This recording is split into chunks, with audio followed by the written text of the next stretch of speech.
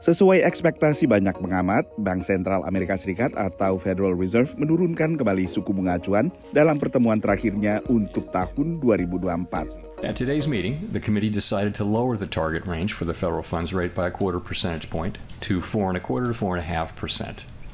We've been moving policy toward a more neutral setting in order to maintain the strength of the economy and the labor market while enabling further progress on inflation.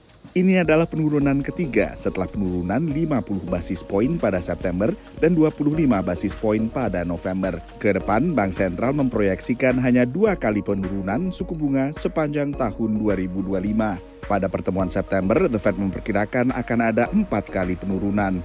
We've reduced our policy rate by 100 basis points. We're significantly closer to neutral. We still think where we are is meaningfully restrictive.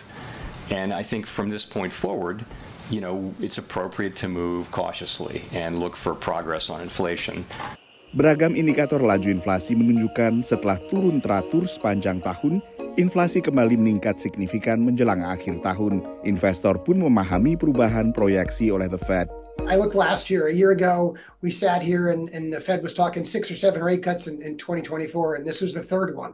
So I think 4 to 2 makes sense. I'm at 0 for next year. I don't necessarily think they're going to do that. I think inflation is going to continue to go up.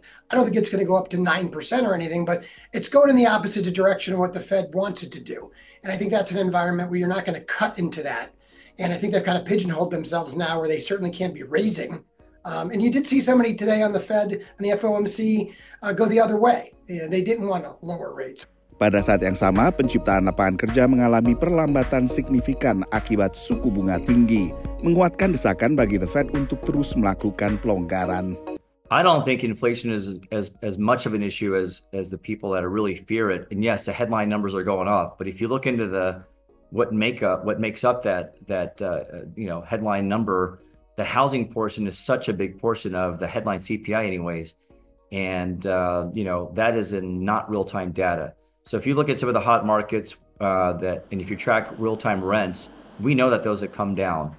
Pertemuan The Fed selanjutnya yang merupakan pertemuan pertama untuk 2025 bakal berlangsung pada akhir Januari. Dan berbagai faktor akan dipertimbangkan The Fed saat itu, termasuk diantaranya penciptaan lapangan kerja dari data yang terbit dari Debtnaker pada 10 Januari, dan juga data seputar inflasi yang juga terbit pada pertengahan Januari. Dari Washington DC, saya Nova Purwadi dan tim VOA.